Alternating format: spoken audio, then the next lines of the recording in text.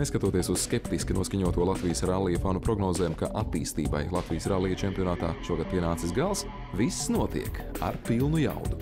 Intriga par to, kurš būs ātrākais un labākais gan N4, gan 2BD, gan R2 grupā, ir lielāka nekā jebkad. Un jau šīs nedēļas nogalē tiks dots starts 4. Latvijas rallija čempionāta sezonas posmam Rallijam Madona 2012.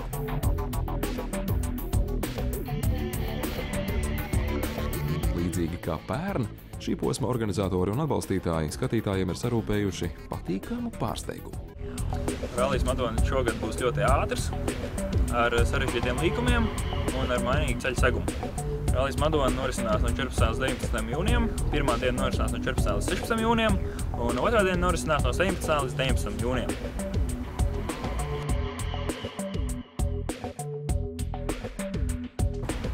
Es esmu viens pārdzīvot tramplīnu, manuprāt, pareizāk būtu izbraukt mierīgāk, jo uzvarēs tas, kurš pārbrauks mierīgāk un nesabojās tehniku. Par dalībnieku sastāva kvalitāti šajā posmā arī nevajadzētu uztraukties. Uz strīpas būs visi labākie pašmāju braucēji.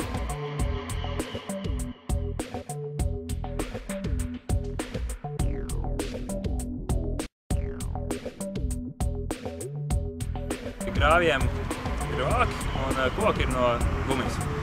Skaidrs, paldies tev!